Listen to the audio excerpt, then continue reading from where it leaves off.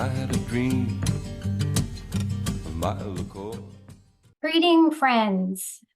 Good morning, good afternoon, good evening, depending on what time zone you are in.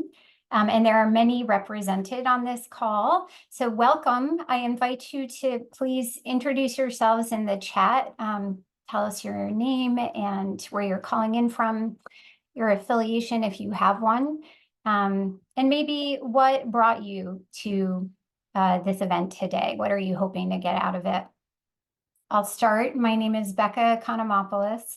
I'm the executive director of the Natural History Museum, a traveling and virtual museum for the movement. I'm calling in from Vashon, Washington, the traditional lands of the Squabosh people and their descendants in Puyallup tribe. And I am very excited to welcome you to today's event, Aquifer Defenders, Learning from Waadookawaad Amikwag. It's really part workshop, part roundtable discussion with some amazing water protectors and land defenders who've been innovating and advancing new skills and capacities for the movement to protect the water and the land for the generations to come. So today we have Victoria McMillan, Jamie Gaither, and Jeff Broberg, all members of Waadookawaad Amikwag. And the event is facilitated and co-organized by critical geographer and Red Natural History Fellow with the Natural History Museum, Kai Bosworth. And this event is part of our ongoing series, Natural History for a World in Crisis. It's curated by our inaugural cohort of Red Natural History Fellows, 2023 to 2025, with the Natural History Museum. I encourage you to check out their writing and essays, and of course, these virtual events. The videos are up on our website at thenaturalhistorymuseum.org. This series would not be possible without the support of our sponsors, to whom we're very grateful. That's the Henry Luce Foundation, the William and Flora Hewlett Foundation, and For Culture. Before we begin, some quick housekeeping. As audience members, we can't hear you, but we'll be monitoring the chat, and that is a really great place for discussion. So we encourage you to participate there, and we will be sending out, or it'll go up on our website, but we'll send it out to the chat transcript. We've found that people really share great resources and links there. For questions, there's a Q&A feature that you'll see at the bottom of your screen. Please add any questions that you have there so we are sure that we don't miss them in the chat. And that'll be a good place for us to take questions from the audience and perhaps answer them during the event. And finally, yes, this event is recorded, so never fear. The video and highlights will be going up a few days after the event, and we'll send that around.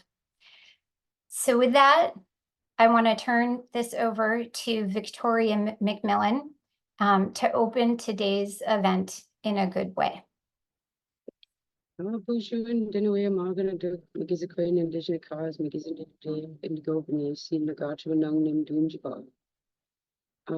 that's my Anishinaabe language. I'm taught to introduce myself in that way first.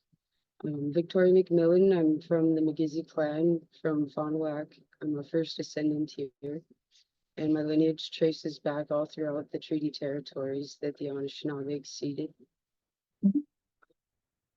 Our group, Waadookawaad Amikwag, was created in direct response to the countless efforts of frontline land and water defenders, diligently working to stop Line 3. We hope our work will validate and defend not only the lands and waters, but also their actions and efforts. Miigwech, thank you for all you do. The Anishinaabe Nation is comprised of many bands on each side of the Canadian-US border. Most Anishinaabe have never been removed from our traditional homelands. because of treaties we negotiated with the United States. Our traditional teachings of Minnewatusawin, a good balanced life, have you considered how your actions and those of your people will affect the next 7 generations, reminding us to live in balance with our environment, to take only what we need. Through our teachings and non-removal, we have ensured our ability to maintain the traditional ecological knowledge of our homelands. Line 393 and line 5 run through my homelands, the current traditional and ancestral homelands of the Anishinaabe and other tribal nations. The project affects countless others downriver from the Laurentian Divide and around the Great Lakes watersheds. It is very important to share with you a story that will help deepen your understanding of just why it is that our tribal governance, tribal perspectives, and ways of living are deeply intertwined with our teachings. These may sound like fairy tales upon first hearing them, but no, they tell the stories of the earth, the histories of the earth. Every once in a while, modern science proves our stories to be based very much in fact. This is the short version of the story, but it tells about what is known as the seventh fire prophecy. Just for context, America is only 248 years old. The first settlement is about 435 years old. This story has been passed down by our people for over 600 years. Long ago, our people lived on the east coast of Turtle Island, this place we now call the United States, Canada, and Mexico. Our ancestors were visited by a series of prophets who told them what was to unfold in the coming generations. The first prophet told our ancestors that they had to leave their homes and journey toward the place we live today. The second prophet told of a time halfway through that journey when we would lose faith, but a boy would be born to help restore our ways.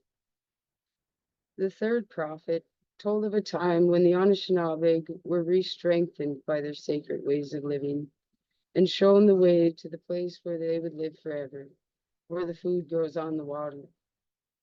The fourth prophets told of the light-skinned race arriving on Turtle Island. You will know the future of our people by the face the light-skinned race wears. If they come wearing the face of brotherhood, then there will come a time of wonderful change for generations to come. 2 nations will join to make a mighty nation. This new nation will be joined by 2 more, so that 4 will form the mightiest nation of all. You will know the face of brotherhood if they come bearing only their knowledge in a handshake. The fifth prophet told of big promises from the light-skinned race, soon to be broken and much suffering to follow, with a warning not to abandon Minnewatusawin, the good balanced way of life that they had been so taken care of by respecting. The sixth prophet told of a time when our children would be taken away from the teachings of Minnewatusawin. The people and our way of life would be nearly destroyed. The seventh prophet told of a time when the tribal people would begin to reclaim their teachings. It would be a time when the light-skinned race will be offered a choice between 2 paths. If they choose the good path, then the 7th fire will light the 8th and the eternal fire of peace, love, brother, and sisterhood. If they choose to continue on the destructive path, the destruction that they continue will cause much suffering and death to all the earth's people. And that's how it was told. Each of these events our people have since experienced firsthand. We live in the place where the food grows on water and are still here now. Modern science has proved this migration of our people. The light-skinned race showed up on our shores, first in brotherhood, then soon with weapons and war. We were made broken promises through treaties. Our children were taken and sent to boarding schools. Our ways were outlawed and replaced with ways deemed acceptable by colonizing parties. A once thriving people plunged into poverty and disability like they had never known before. In this time of the seventh fire, we are experiencing the greatest climate change disasters ever recorded.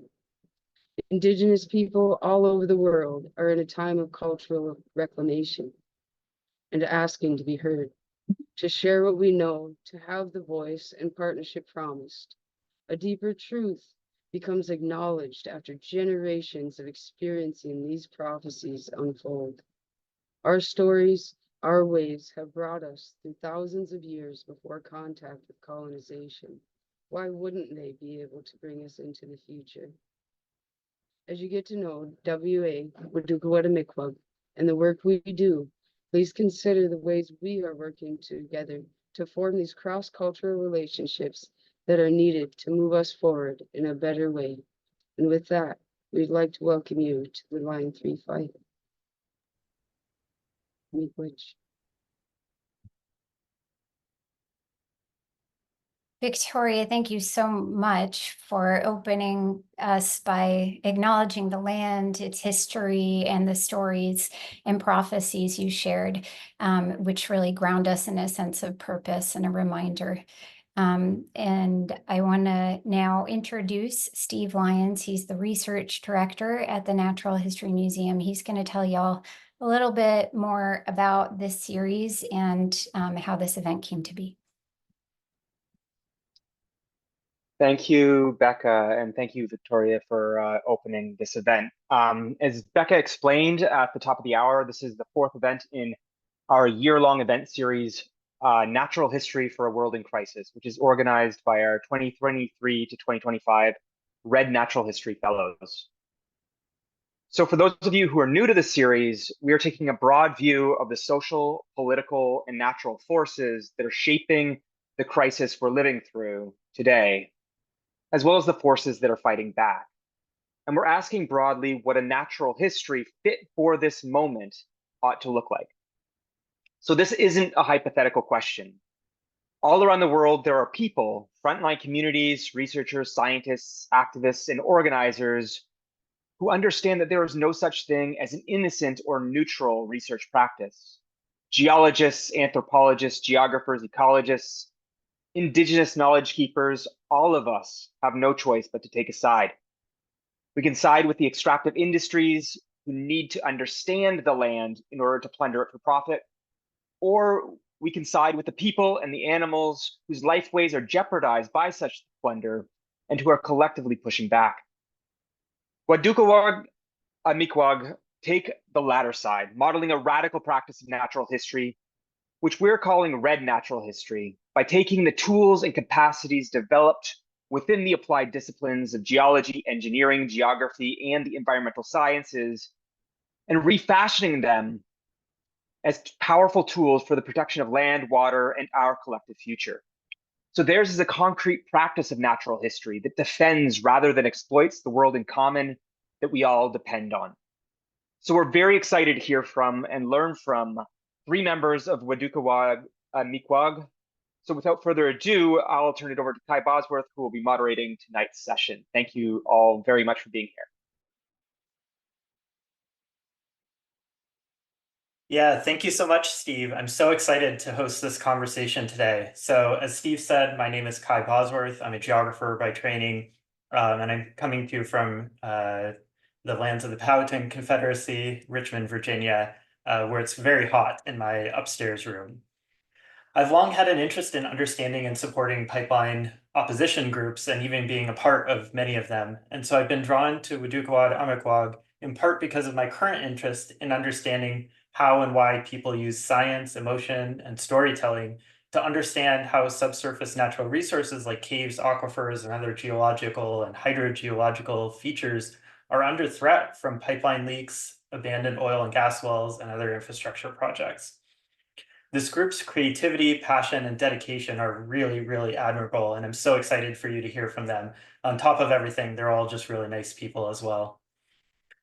So Victoria McMillan, Jamie Gaither, and Jeff Broberg will be our panelists here today, and you'll be able to read more about them in the chat and get to know them through our conversation. So while this talk focuses on their efforts to document damages done while Enbridge was constructing the Line 3 pipeline, I just wanted to quickly say that it has implications well beyond this project or even pipeline projects. On the one hand, their experiences with corporate and state government agencies alike demonstrate patterns of disregard and a lack of accountability that we can find in all sorts of industrial development across Indian country, across North America, and in many different parts of the world. On the other hand, Waadookawaad Amikwag's combination of Indigenous knowledge, their commitment to treaty obligations, and community science for people rather than profit might serve as an effective model for thinking about what we're calling red natural history. So I don't want to take up too much more time, just give a brief outline of how this conversation will go. Today's conversation will begin with some further thoughts on treaty obligations from Victoria McMillan, before a background on Line 3 and this group's formation from Jamie Gaither. Then Jeff Broberg will describe some of the group's findings before Victoria reflects on the methods of community science that ground their work. Finally, in our remaining time, this whole group will come together to discuss their efforts to hold state agencies accountable for the failure to regulate pipeline firms. This conversation is really, I want you to think of it as an invitation to think with this group, and for future struggles, such as the connected Line 5 pipeline fight, which we'll be discussing towards the end. If pipeline firms and state agencies are learning and adapting to our resistance movements, we need to be creatively collaborating and inheriting lessons from past and ongoing efforts as well. And that's what I hope we can foster here today. So with that, I'm going to turn it over to a question to begin with Victoria. Victoria, can you just tell us a little bit about how you came to this group and explain why it's important to understand treaty rights and obligations? How does that shape Waadookawaad Amikwag's work? Well, because the group has Indigenous members, a lot of the stuff gears away from science and into the whole policy sector. So we have a lot of laws happening that are out there to protect treaty rights, really. And then a lot of them are being just ran over because of a lack of education for treaty rights. My family and I, we were just trying to enjoy, having a family, starting a family, getting educated, reclaiming our language and lifeways when Line 3 interrupted our lives. Our res home was within the pipeline right away, and the well was only 14 feet deep. And it was by necessity, not choice, that we began to learn about Line 3. Back then, there was nowhere to turn and no one to help test the water when Line 3 threatened the health and safety of our children, our family. When meeting Waadookawaad Amikwag, we knew that these people were our people, that we could do some of the work we needed to do together. Through all of my education and research, I learned that throughout history, a lack of education has been the source of most of the misunderstandings and violations of treaties. Education is the most powerful tool to respect treaty rights, to being a good neighbor, a good citizen. Even though most have been led to believe the Cowboys and Indians version of history, our tribe has had and continues to have a real rich history of peaceful cross-cultural trade negotiations. Understand that aspects of partnership have always existed between our nations. Some tribes have even shared our traditional governing ways to help create the current structure of the United States government. Article 6 of the United States Constitution reads that all treaties made, or which shall be made under the authority of the United States, shall be the supreme law of the land, and that judges in every state shall be bound thereby, and anything in the Constitution, any laws of any state, to the contrary, cannot withstand it. Simply put, the treaties must be respected over any law created in every state, and judge must abide and enforce them. Some Anishinaabe treaties ceded lands in what we now know as Ohio, Indiana, Illinois, Michigan, Wisconsin, and Minnesota, and later in parts of Canada. Ceding the lands was like a lease, a land use in exchange for certain considerations, kind of like a rental agreement. Treaty agreements set into law certain rights that would never be taken away infringed upon, like water rights and the right to hunt, fish, and gather within these ceded territories. Other things were established, like boundaries and expectations between nations. One thing is certain, the Indigenous parties in the treaties are the title holders of the land, and the settlers have use of the land. The catch-22 is that Indian tribes must remain peaceful for the treaties to be honored. Any encumbrances against the treaty must be dealt with peacefully. Some of these considerations have never been delivered and have been stuck in the courts for decades, if not longer. Education and health care were just two items agreed upon to be provided indefinitely by settlers. The education promised in the treaty turned out to be a coerced or forced boarding school education that was designed to assimilate and divert Anishinaabe and other tribes from understanding the rights retained for them by our ancestors through treaty. Throughout history, after every unknowing encroachment of settlers onto unceded lands, the U.S. government has responded with forced renegotiation of what was once non-negotiable terms, resulting in new treaties being negotiated and signed, with more land ceded. In the end, the United States government stopped making treaties with tribes and began a new era, creating policies that they deemed enforceable without consent, such as the Dawes Act, the Indian Reorganization Act, and most recently, tribal consultation. Waadookawaad Amikwag learned a great deal about tribal consultation upon reviewing the Line 3 project.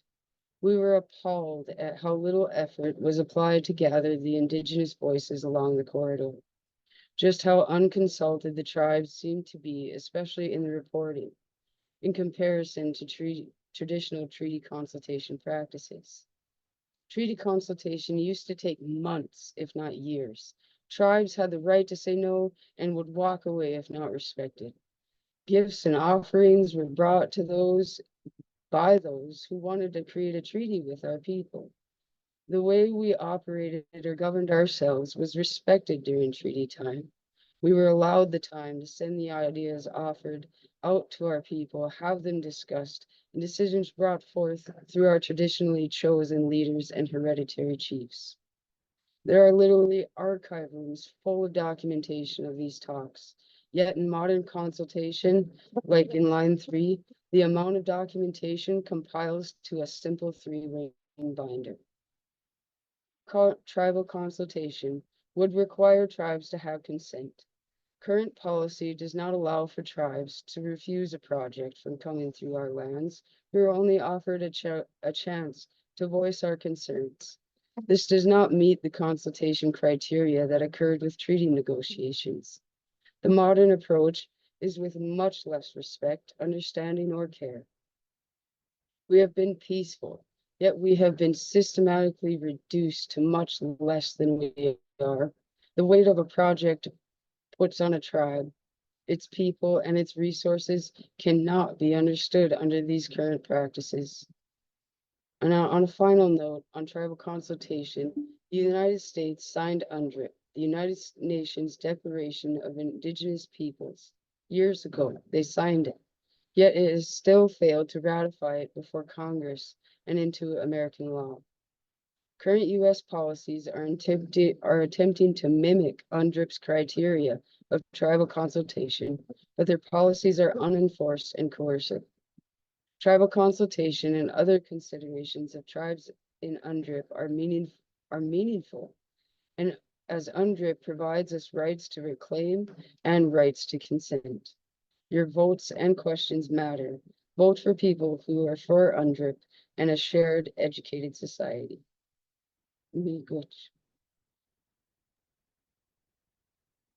Thanks so much, Victoria. That's so critical to understand all of that history in order to understand why and how the Line 3 pipeline then was such a boondoggle, an offense to so many different people. And so, Jamie, I'm going to turn to you now. Can you tell us a little bit about what some of those histories of the Line 3 pipeline in particular are, the permitting concerns, the public opposition, and how out of that, those particular contested moments, this group was formed. Absolutely. So my husband and I got a letter from Enbridge in late 2014 saying they were coming through the neighborhood with a pipeline. And I said, nope, I'm going to do everything I can to stop that. I was immediately determined to write every comment, write every blog. I testified in hearings. I testified at trials. We did everything we could to bring this to light. And in this picture, you can see the little blue sun. That's where we live, right there north of Mississippi and her headwaters. And this is a whole new route. You can see the difference between the orange line and the green line. This Line 3 replacement project was an outcome from the Kalamazoo oil spill in 2010. The feds had ordered Enbridge to seek necessary approvals, and they needed to replace from North Dakota to Superior, Wisconsin. And original Line 3, as you can see, ran through Leech Lake and Fond du Lac reservation lands.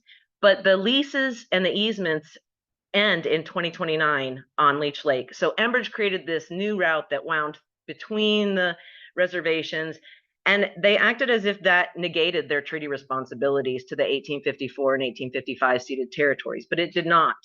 Their new route divided tribes and communities against each other while threatening a large swath of virgin corridor, much of it wetlands, which is the worst place for a tar sands pipeline. The old line was a 24-inch. The new line is 30-inch. This was an expansion, and now it runs 337 miles across this state. Tribes and environmental groups sued. Over 68,000 people wrote in opposition, and many of them spoke to the geologic, the ecologic, the climatic changes and dangers that this project would bring. Even the tribal, legal, and scientific evidence, it was all ignored. Permitting just continued. And so we basically saw a process where we were getting notified rather than being diligently or seriously engaged.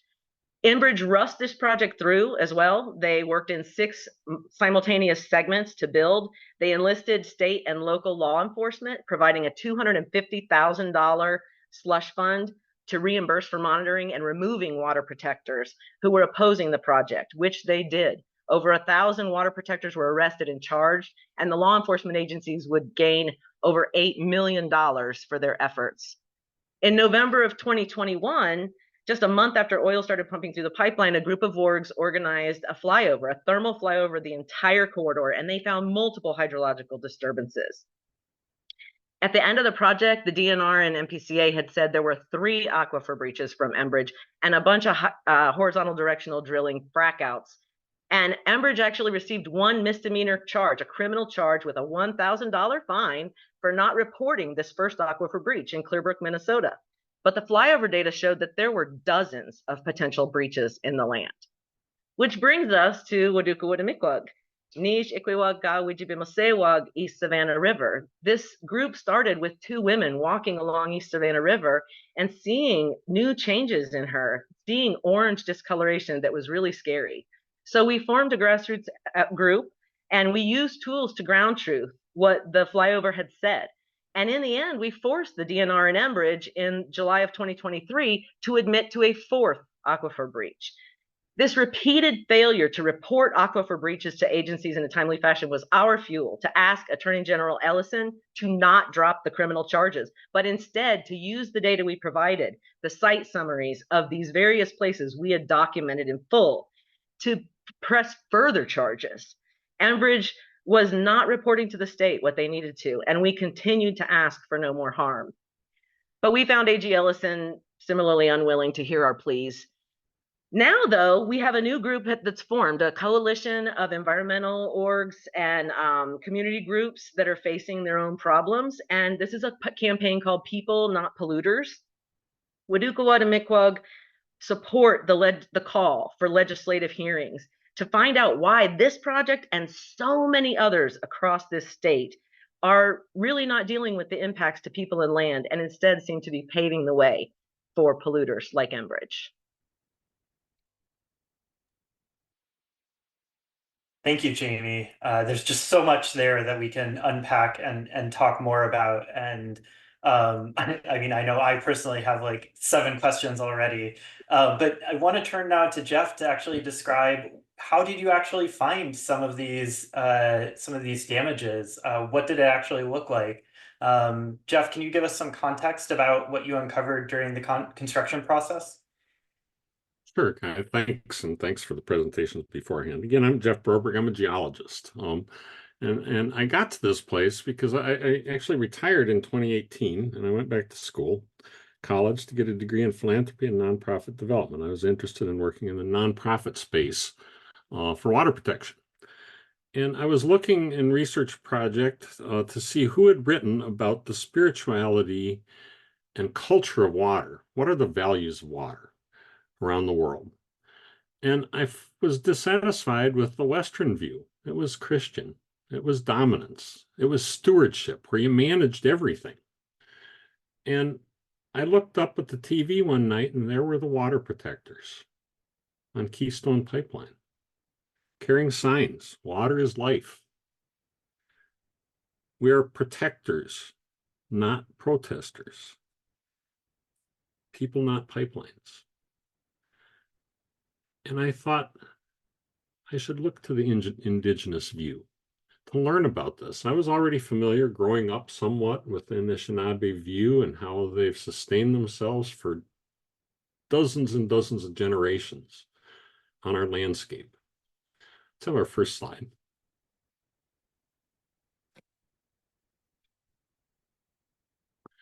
We can go fast. We covered a lot of things, and what happened, like Jamie said, a number of people who were water protectors out on the pipeline approached me after one of our Minnesota Well Water Association water testing events and asked if I knew anything about aquifer breaches.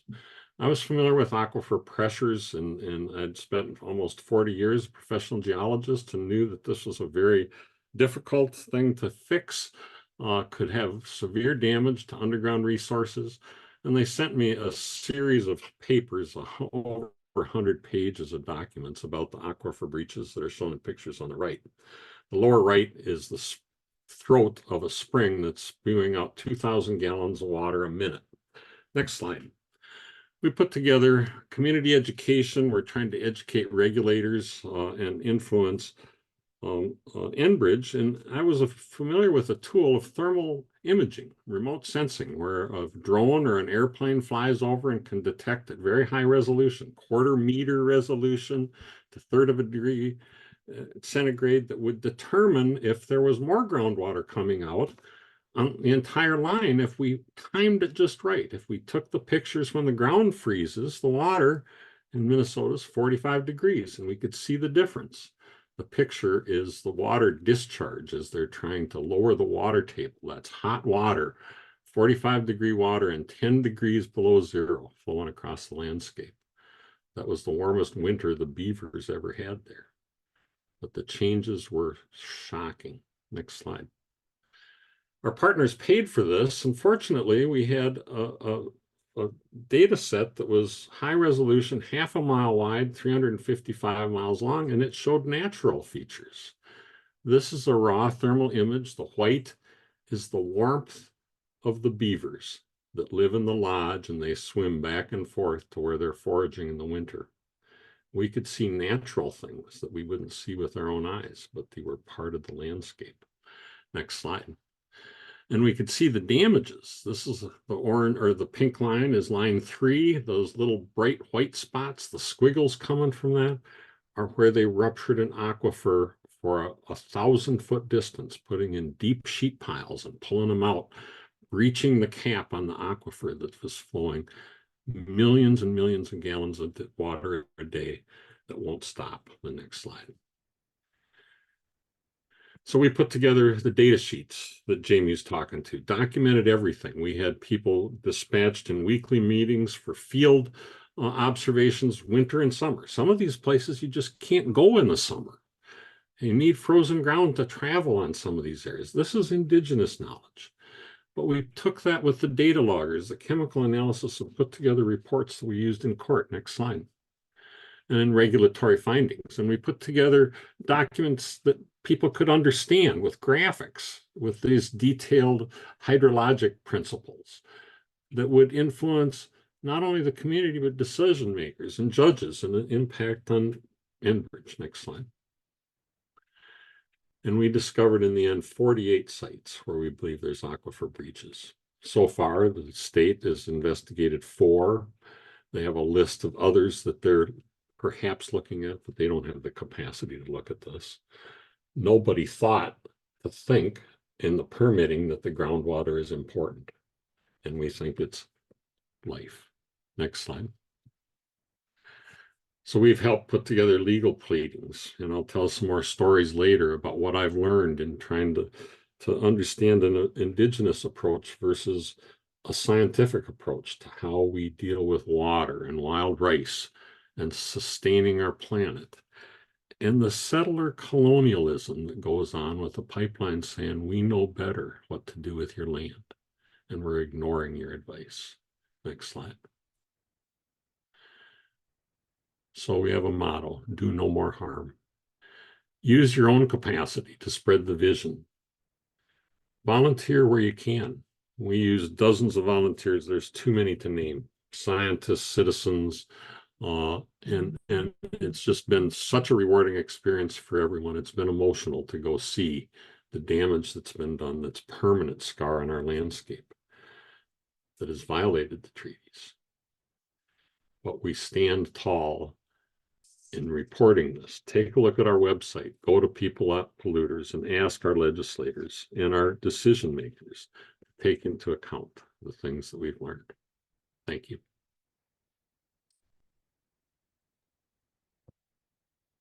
Thanks, Jeff. That's just so so appalling seeing some of those images, and we'll get to talk a little bit more about why you all think some of those regulators haven't been so amenable to your incredible data collection and evidence that you've collected over the years, that you all and your volunteers have collected over the years.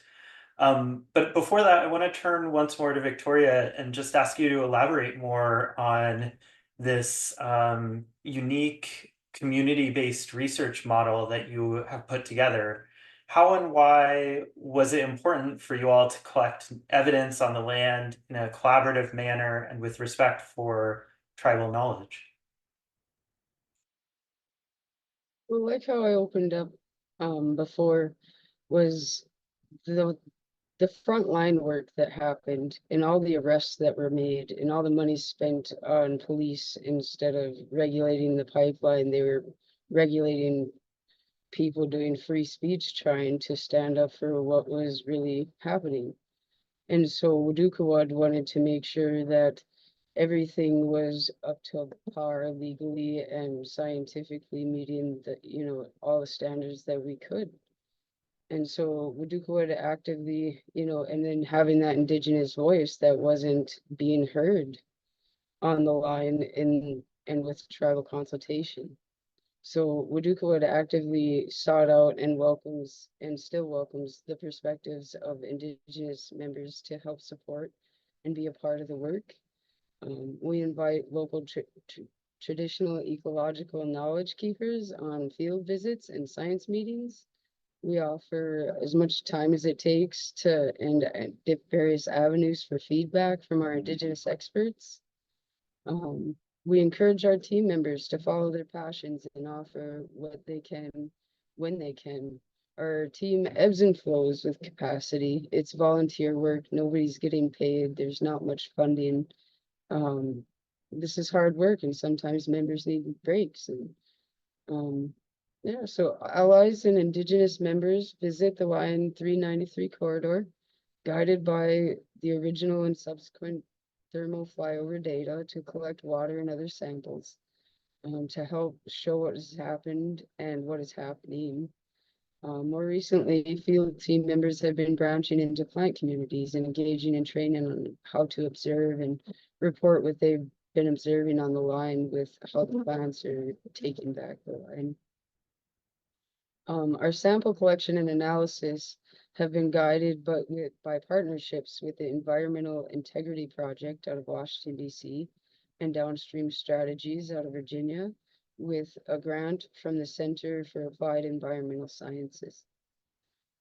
They developed with our team a citizens monitoring plan, and with monitoring locations based on the original data we have, and then they created parameters and sample collection procedures and quality assurance and control methods.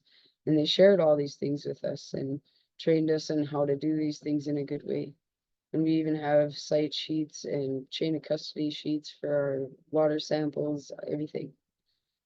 And so they help us interpret sampling results with experts, and we'll develop another independent report to summarize all the analytical results, interpretation, and conclusions of our project. We've engaged with interns and expert consultants from universities. We do have volunteer geologists on the team and are seeking more scientists from other fields to join or consult with us. We regularly share the information out, hoping to inspire others through webinars, in-person tabling and presenting. We have newsletters, and we also have our new website. And our first webinar actually inspired a student to do a project on the effects of bitumen on wild rice growth.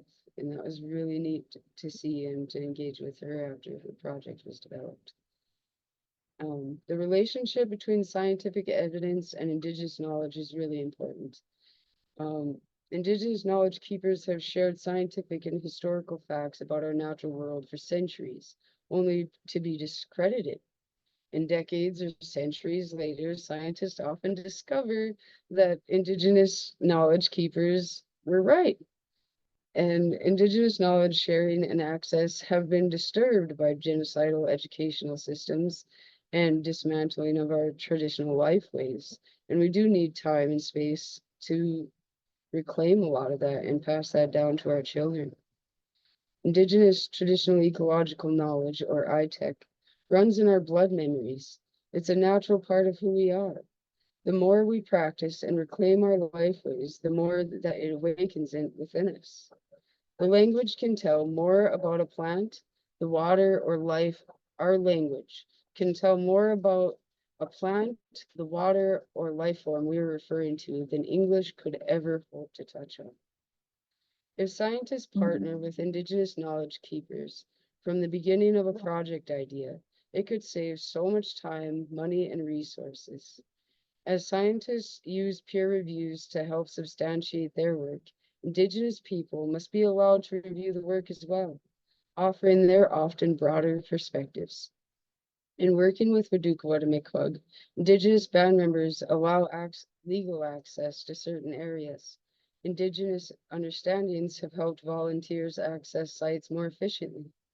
The knowledge of ancient water flows shared with the team has been invaluable to assessing where the water flows in the land. The aquifer water, yeah, where that flows out into the land, we were able to help with that. And these ancient channels have been largely forgotten, and they're very difficult to access without this knowledge on hand.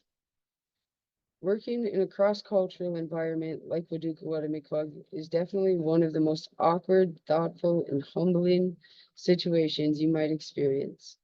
The enlightenment shared by all in the end is the real treat. We all have questions and confusion in our minds. Having more varied perspectives at the table helps bring about ideas that just can't occur without the special differences we all carry.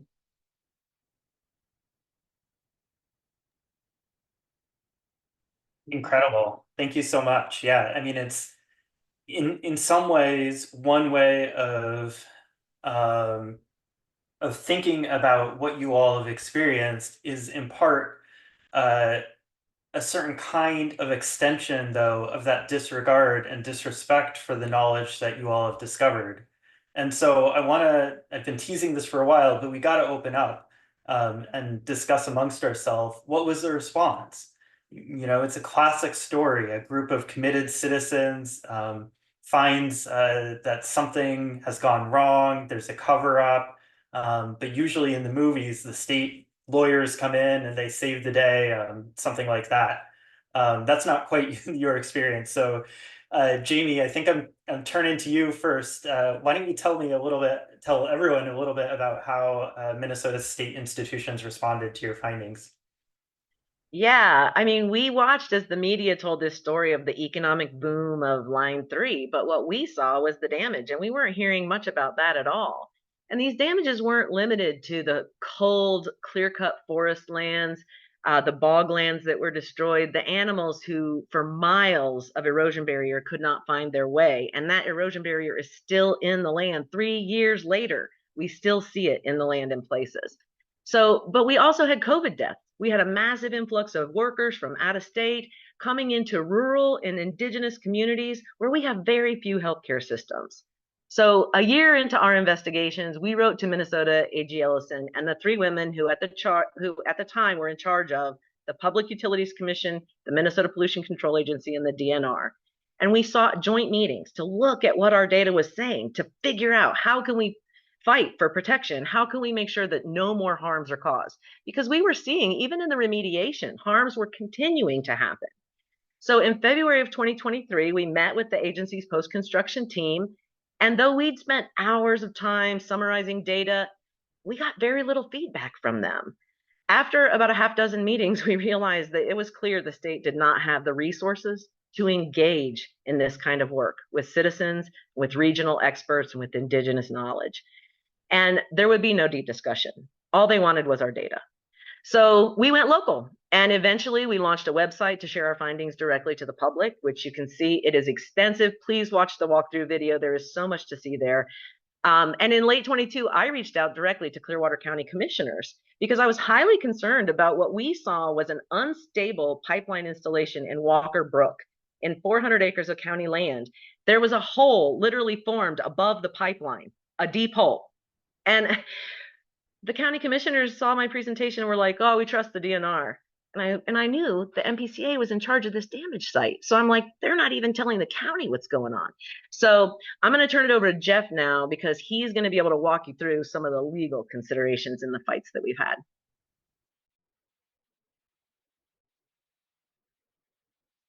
Well, Jamie talked in her earlier presentation about the disparities between legal things and enforcement alone. 1,000 water protectors arrested, charged, handcuffed, jailed, put on trial.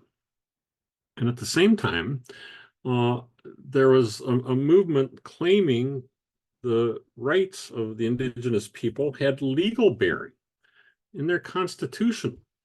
They have legal bearing for water, for wild rice in the treaties. Someone asked in the chat what it meant for ceded, what it meant in ceded territories. The Anishinaabe gave up their occupancy for land, but they maintained the rights across the entire territory, that they live, to hunt, to fish, to collect for food and medicine, to have ceremonies and gather, collect wild rice and maple syrup.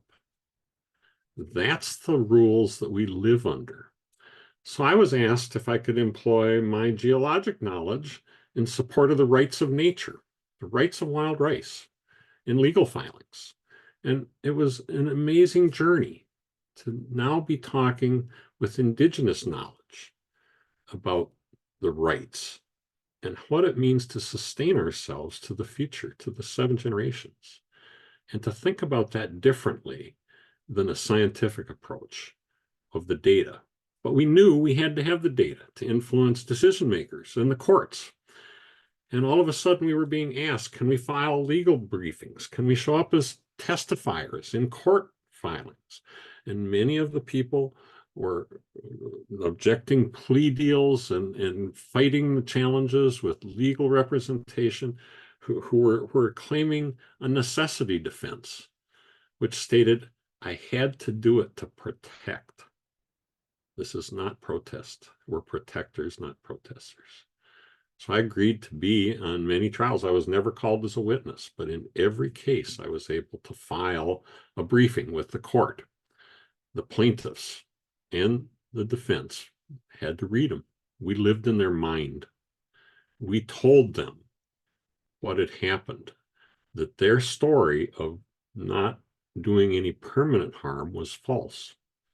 They had breached aquifers. They had destroyed peatlands that had taken millennia to develop and were disturbing this. So having the ability with this great group of people to combine this indigenous knowledge and the moxie and ability to go to these places, to collect the data, to see the damage, and every time they came back and were emotionally affected, to see what the corridor was compared to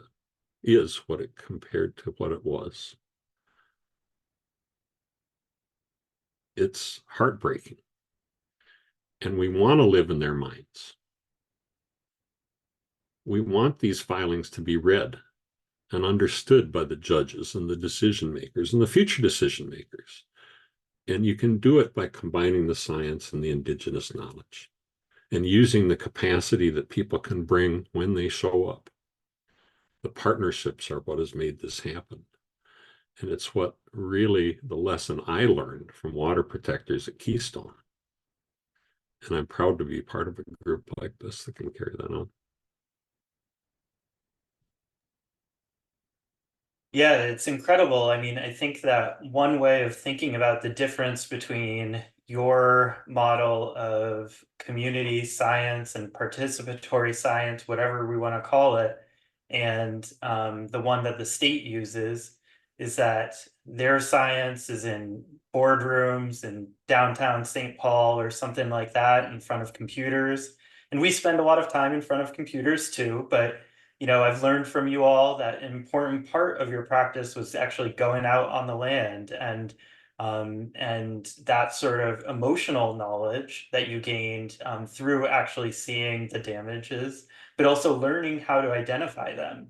And even something like the beaver trail that you showed on the thermal imaging before, that's knowledge too. It doesn't have to be all kind of like painful knowledge. It's knowledge of our comrades in some ways in the non-human world as well.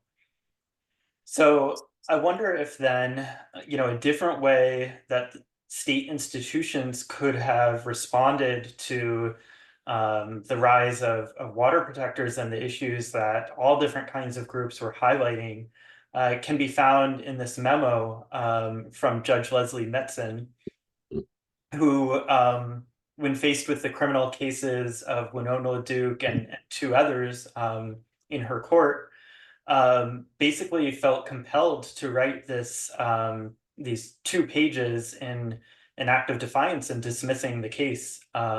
And we're going to post the link in the chat to the full thing, but basically what Judge Metzen writes in the memo is that these cases, in reviewing the evidence, really spawned, quote, some deep questions about what would serve in the interests of justice here.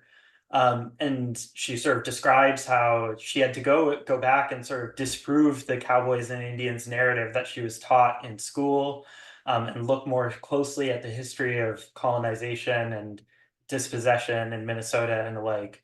And sort of concludes this memo by saying that to criminalize their behavior would be the real crime. So it's just sort of a powerful set of words to come from a state institution that is, in my mind, sort of brought out by the actions of water protectors to demonstrate and make the case for the importance of aquifers, the land, the creatures, and all of this.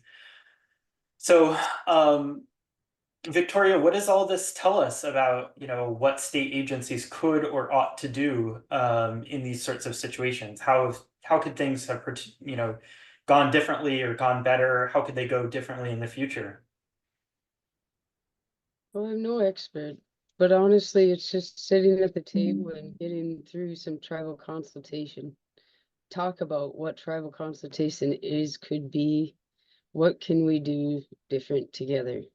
I mean, all these agencies come down to these Minnesota Indian Affairs Council meetings. They're called MIAC meetings. And they talk to our tribal leaders. But what the thing to be understood is our tribal leaders now and the way we run our government now is like a puppet government from the United States government during the Indian Reorganization Act. It's a cookie cutter constitution, and all of them are pretty much run the same. And right now we're trying to rewrite our constitution and get our old form of governance back. But we're dealing with like project after project like this that's getting us to go against each other and not get to the reclamation stuff that we need to be focusing on, and steadily just being pulled away from it. So I really think it's time for state agencies and federal agencies to really step up their game and allocate the money in the right places, and make sure that you're talking to all of our tribe as it would have been done in treaty time. Make sure that you're talking in education and making sure kids are educated and knowing about these things before they end up growing up and trying to join and pick their careers and things like that. A lot of people are making a lot of crazy choices before they even get a chance to know what they're really living in, the conditions. Yeah, and just on that issue of resource allocation and holding these agencies accountable, just one of the things I want to highlight here is that you all are doing work that these agencies are supposed to be paid to do. And you're doing it for free on your volunteer time, committing a lot of work, a lot of effort, a lot of knowledge to these struggles. And the agencies sometimes will say, we don't, as you said, I think, Jamie, we don't have the capacity to actually go out there and do this stuff. And it sort of reminds me that, as Victoria just said, a different model of science also is a different model of commitment to science, of committing the resources to the right places, the time, the effort. It might not be that that consultation processes happen in the flip of a second, like some of these agencies want. At the same time, all of this is going on, what's in the back of my head is the, Joe Manchin permit reform bill that's coming up, where basically a lot of what's happening in the federal government is they want to go the other direction, to speed things up, to do less regulation, to have less sort of investigation and the like. So this is just kind of a spur of the moment question, but I would be interested in hearing from any of you about that role of resources in all of this. Jamie, do you want to go? Well, I can tell you, because of the legal systems and the tax systems in which we live, it's really hard for us to deal with. We're funding ourselves. We've had some donations from folks, Katie Stabb's family who did the work, some church groups, and we had original grant funding from CAES, but it's been really hard to fund the work because we don't have a bank account. We're not a 501c3. We're just a bunch of people out there who love the land. So yeah, we've received some donations, but they don't get us very far. And I feel really most beholden to Victoria and Munch and everybody who's doing the great work to help us see the Indigenous way. I wish that we could support them more, because this is really hits hardest on them in trying to support this work. I'm an old retired lady. I got time on my hands, but people trying to raise kids and everything else, me and Jeff, we got time. Well, and just to contrast that to Enbridge, I mean, they earn a 10% tariff on the oil they transport, approximately equivalent earnings to the state of Minnesota's budget. That's who we're fighting. And I know from the engineering world that I came from, you can solve anything with time and money. And they pay people to do that. And they pay people to just promote their narrative and to diminish what people know. And they're the ones that sit at the right hand of the regulators. And, I hate to say it, but too often these companies are the smartest ones in the room in regulatory hearings. but we know a lot. And we want that seat at the table, and we can show them the value of this.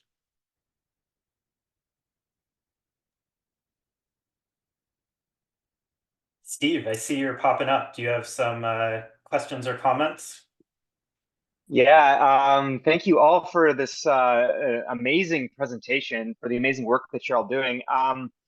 I've been monitoring the chat and the Q&A, and it's popping off like crazy, as you might expect, with so much at stake in this conversation. So one of the most recurring questions that we're getting in the Q&A has to do with what you're describing as regulatory capture. So Joyce has a specific question on this. She asks, what does the Department of the Interior contribute to this issue, considering that Laguna Pueblo politician Deb Haaland is in office? So this is obviously a question about what kinds of interests are locked in U.S. state agencies like the Department of the Interior, regardless of how well-intentioned or sympathetic or on board with our vision those in power or those in charge of those agencies are. So what does the Army Corps of Engineers, and why does the Army Corps of Engineers side with industry? What's going on there, right? And what degree of influence can we as people actually make, given the regulatory capture that isn't just about personalities, but a deeply seated and entrenched settler colonial logic, and settler colonial history from which these agencies and institutions come. So there's a bunch of questions that sort of like are moving around this. Stu asks what the use of these legal challenges is. And Maura asks, does anyone believe that these decision makers will ever act in keeping with the scientific facts and Indigenous knowledge as long as capitalism drives politics? So all of these are sort of asking variations of the same question that you can approach in however detailed or broad of ways you'd like. And I think we should ask them not cynically, right? So what can we achieve through these state agencies?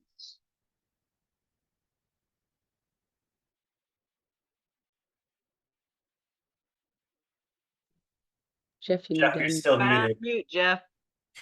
I'm sorry, I've never done that before. There's a lot of instances where I mean we have found data and proof that is in opposition to what the permit application said, and the permit was issued under the pretense that there would be no permanent damage, and yet we can show it, and it's still frustrating because this capacity issue rules our state agencies. We think there's probably 6 people in state agencies now looking at the wrap-up issues for line 3 for the next couple of years. Well, each of these sites takes manpower, and we're very concerned. We adopted the term do no harm because we would ask the agencies about places, and the next thing we know, there'd be bulldozers going out there from Enbridge and their contractors. As soon as we asked, they'd send equipment out there and tear up the landscape again. So we weren't able to get them to adopt the do no harm approach. Mitigation is going to do harm.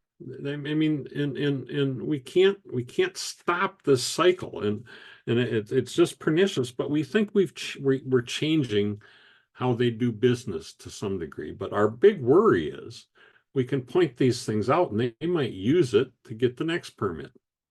They'll say, well, we can avoid those things that Waadookawaad was worried about, and their next application in Wisconsin has done some of that. So we're walking a really fine line. And the thing that I think is most important is that these things get set long before the public is often aware. The routing decision is what settled this. When they decided to go across the Laurentian Divide in this groundwater rich area, they set the damages. There was another route the state agencies wanted, but the public utilities said, no, Enbridge, we should give them their preferred route.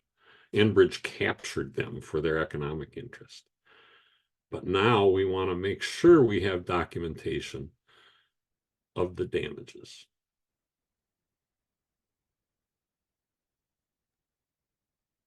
And just to touch on the federal lawmaker stuff, like, the Department of Interior hasn't really responded to line 3 very much that I can recall, unless Jamie has something she can say, but Representative Ilhan Omar's office has met with us a few times, and we've shared our evidence with them, and they've done everything they can, you know, to get that information brought around Washington, D.C., to everyone that can hear it, to the Army Corps of Engineers demanding something be done. We sent in, you know, there's 4 aquifer breaches that Enbridge acknowledged last, you know, and we, before the court proceedings were done with Enbridge's charges that the state and the tribes put against them for these aquifer breaches, they were supposed to have a year of no same or similars, you know, but then we come in with our data and we compiled it in the most professional, respectful way that we could, and we sent it to the AG, we sent it to the courthouse with the case file number on there, and they still dismissed the charges. And we showed them, I think, how many more sites, like 9 more sites of aquifer breaches and other permanent damage that Enbridge hadn't divulged to the public or to the DNR, and they did nothing, and they could have stopped the breaks right there.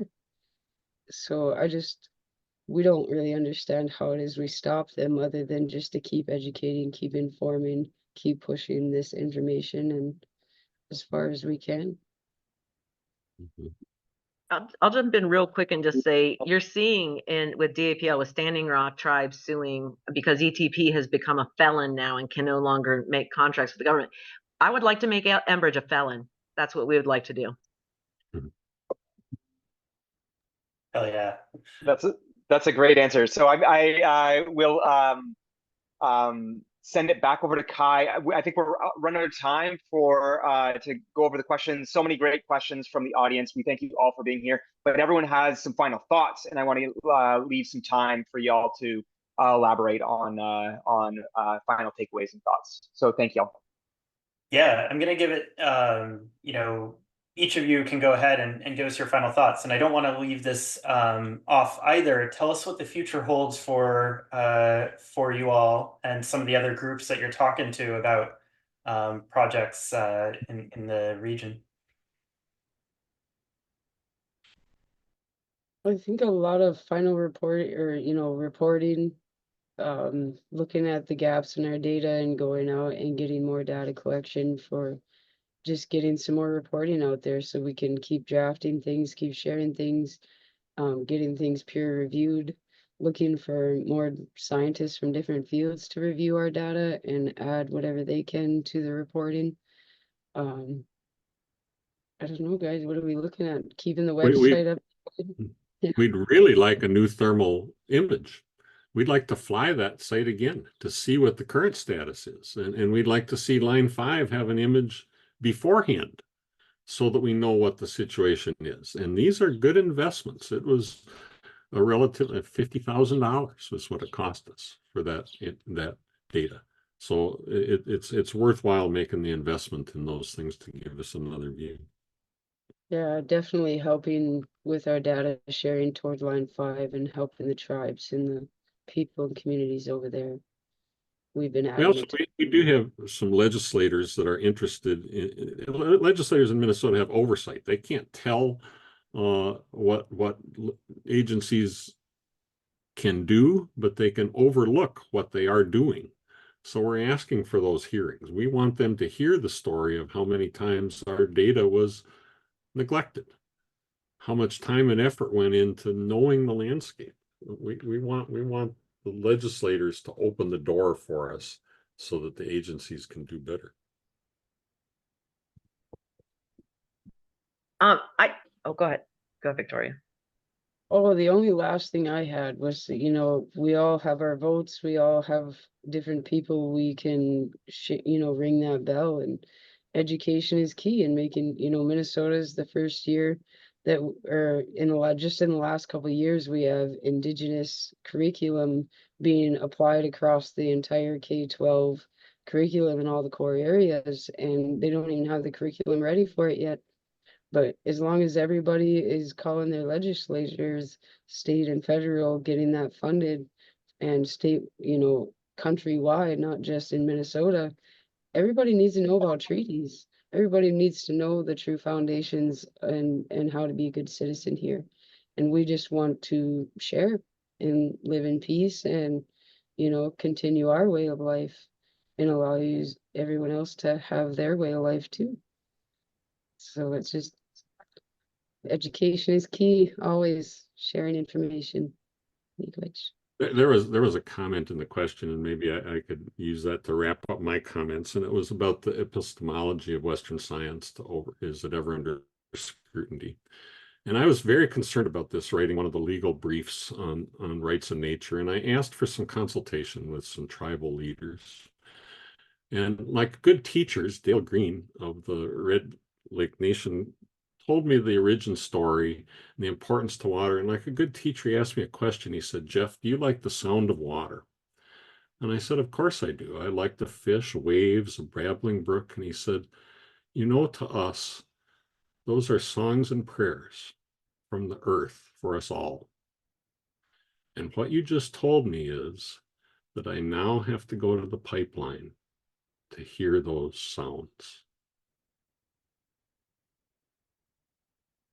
The cultural appropriation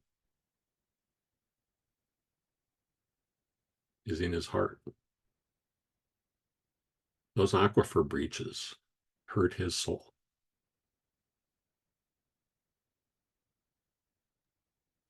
Yeah, I would just close saying there in the little video that was sent out prior to the event, there are 2 dates, February 5th, 2020 and July 20th, 2021. And one revealed to me how high the wall was that we were facing with agencies, but the other confirmed to me what we have seen over and again in this land. Mother Earth comes and shows us when we need to be, where we need to be. And we have really grown and learned so much from her and each other. So I encourage other community groups to do this kind of work and to reach out for us. We're happy to help you get started and tell you how we've done things. So miigwech, Kai. Yeah, thank you guys so much. And a lot of line 5 people popping off in the chat as well. And so, I just want to give big plugs to the website. It might take you a few times to learn how to spell it the right way, but then your computer will remember it eventually. And one of the things that's great about this group is they're really accessible. There's an email address. You can see all their data. There's reports, there's newsletters, there's pictures, of all of this stuff. And they have a YouTube channel as well, where there are other videos that they've produced and other webinars that they've done. So a lot of resources for anyone else to learn more, and good stuff there. So I just want to give a couple other thoughts of key takeaways before I send it to our wrap up. I think that there's just 3 things that I want to re-emphasize. First of all, the way that this group and the way that we've discussed Indigenous knowledge and the land and respect for treaties and treaty obligations as the foundation of the kind of work of community science that this group has been engaging with in a collaborative way, well beyond just a group. You guys are all members of other groups. You collaborate with other groups as well, and I think that shows a kind of generosity. It's not just about coming up with the best knowledge and hoarding it to ourselves, but sharing and educating and learning from other people as well. The second thing is really that I think that there is this, even though it sucks that you guys are, that we're doing work that agencies should be doing, there is a way that doing the community science out on the land gives us a foundation and a commitment, even when it's hard, even when it's emotional, to keep going. And I think that on a personal note, it's hard when I remember when the final sort of days when the oil started flowing through DAPL, and for how much I put into that struggle. And it took a long time for me to be able to do anything after that. And so I think we need to remember that it's, we put a lot of time and effort and emotion and power into these struggles, but it's not over. It's never over when one project is built whatsoever. There's always lessons to be learned, things to uncover, new comrades to find in other struggles and the like. And finally, I just want to say, I really think that this message of, it's not profits, or shouldn't be profits over people, but people before profits, before the money makers, that it's really got to be us kind of like reinventing democracy in some sort of way, in order to actually have the proper grounds to make decisions of this kind. So, yeah, thanks so much to our panelists, to everyone in the audience. Right now, I'm turning it back over to Becca. Thank you, Kai. Yeah, I just want to say how appreciative and grateful I am to all of you for the work that you're doing to shine the spotlight of public scrutiny on the many failures of the pipelines, the companies, the regulators, the legal system, the model that you've developed, and the work that you're doing to mobilize Indigenous knowledge and the tools of Western science to hold power accountable, to protect the water and the land and treaty rights for the benefit not just of communities impacted by Line 3, but those impacted by proposed, under construction, and already built pipelines everywhere, is really, really inspiring. You remind us that the fight is not over when the pipeline gets turned on, that the twin projects of colonialism and capitalism continue to wield harm against our communities and our children's future.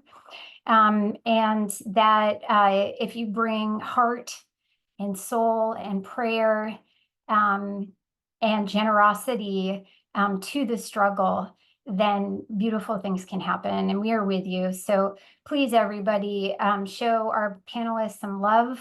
Thank you, Victoria McMillan, Jamie Gaither, Jeff Broberg. Also, thank you to our facilitator, Kai Bosworth, our Red Natural History Fellow. We would love your feedback. There's a poll that's going to pop up if it hasn't already, or a survey. There it is. So please, we're learning every time we do these events, and we also share those learnings and your feedback with the speakers. And we will be sharing with you the recording and the chat transcripts and all the resources and links in it a few days after this event. We'll post them up at the naturalhistorymuseum.org, and we'll also email them around. So that's a good site to go to sign up for our email list if you want to hear about future events. Today's the first day of August, folks, and I encourage you to enjoy the dog days of summer. We will pick back up with this series in September, so stay tuned for news. And as always, thank you to our sponsors who made this possible. That's the Luce Foundation, Hewlett Foundation, and For Culture.